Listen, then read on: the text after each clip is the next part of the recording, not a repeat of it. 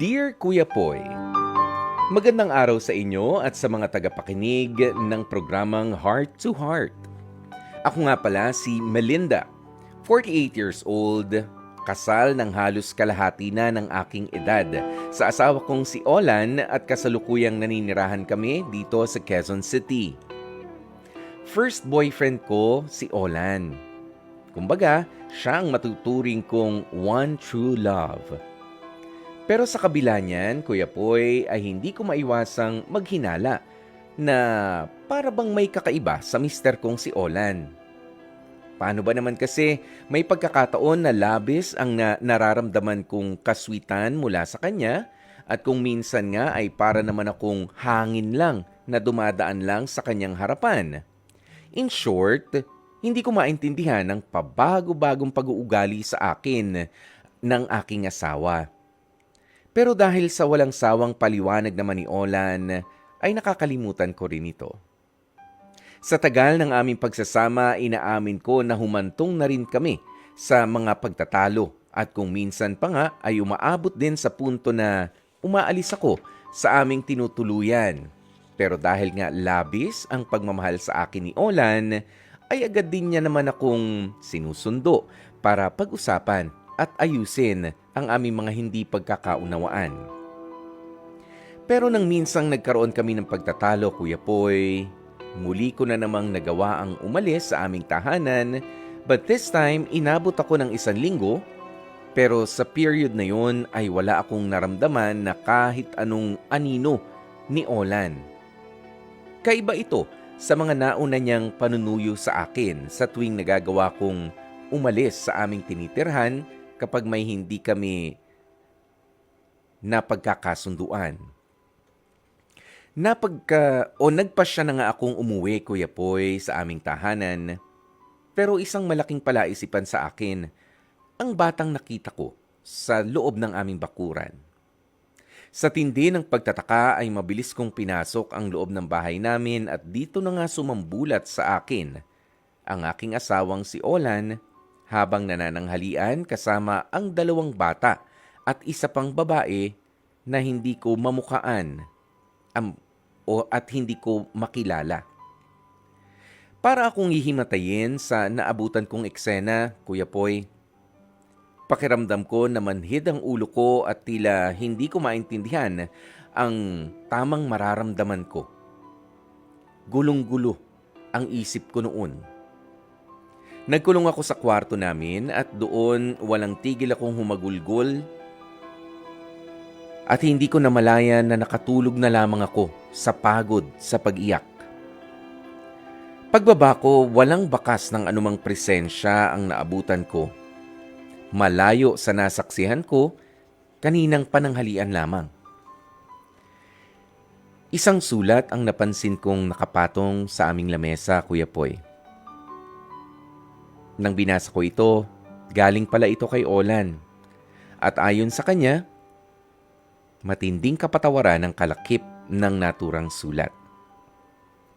Akala ni Olan ay magagawa niyang pagtakpan ang kasalanang matagal niyang itinago sa akin, Kuya Poy.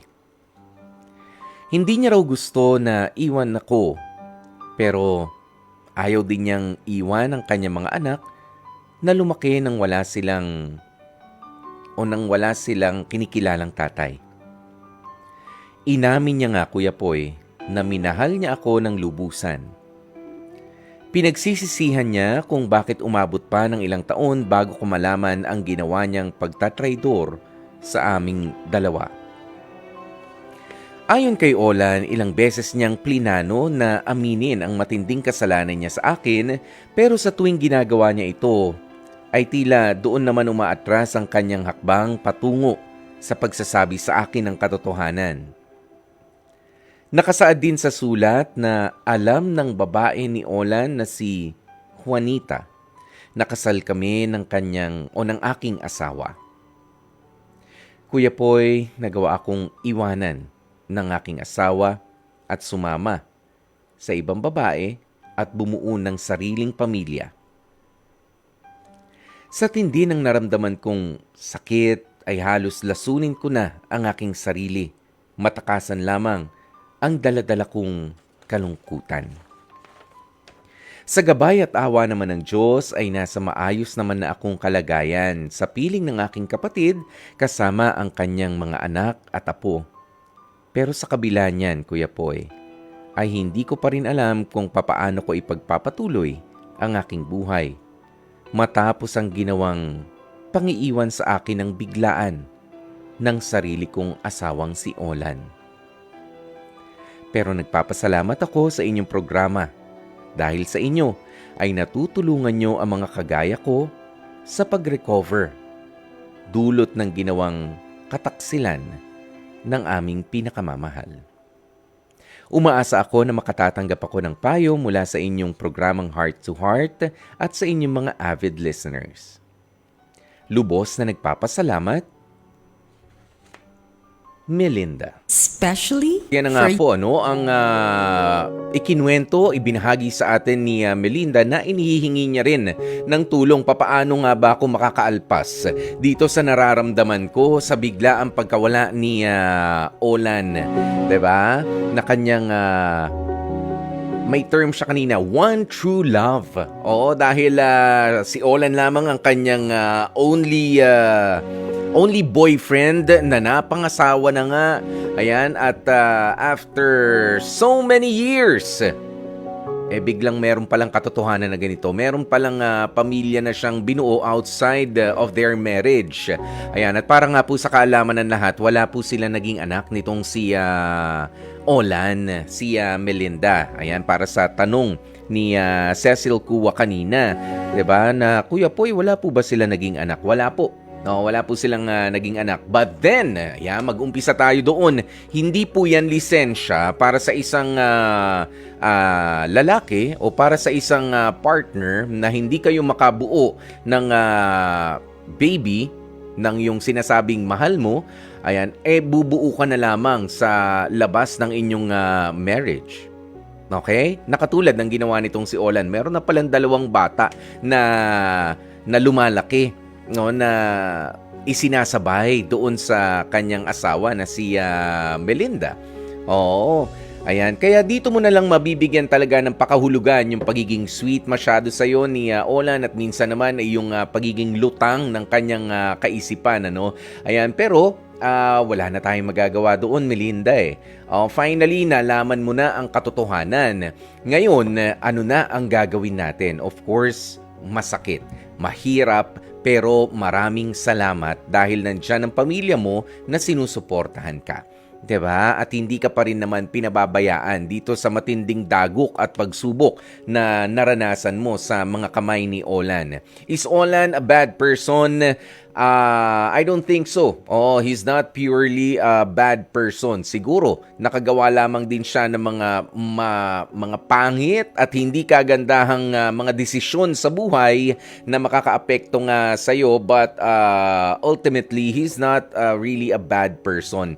Kasi nasabi niya pa rin naman sa'yo, 'di ba? Well, yun nga lang, in your face, ano? Oo, biglaan. Talaga napakasakit nung ganong revelation. Pero sa papaanong paraan mo pa ba gustong malaman yung katotohanan na gustong sabihin pala ni Olan na matagal na rin? Okay? Ayan, nandyan na yan. Hindi na natin mababago yan. At inamin niya ng mga anak niya, talaga yung mga batang yun. Ayan, kailangan mo nang tanggapin. Ngayon, ikaw, paano ka makaka-move on mula dito? Kahit pa nga kasal kayo. Ayan, unang-una, legally, pwede kang dapat ayusin mo muna yan. Lalo na kapag may mga ari-arian kayo na naipundar nitong si Olan. Okay? Kapag may mga ari-arian kayo na naipundar mo o naipundar ninyong dalawa, dahil sa kasal kayo, well, medyo ano ka dyan, ano? Anong tawag mo rito? Medyo kuidaw ka dyan. Kailangan hindi pwede makuha sa'yo yan ng basta-basta. O ano man yan. Hindi naman sa tinuturuan kang maging madamot. Pero dapat maging mautak ka rin. 'Di ba? Ganoon. Hindi naman siguraduhin mo muna. Oo, yung inyong mga ari-arian. Kung meron man. Ayan, kung meron man.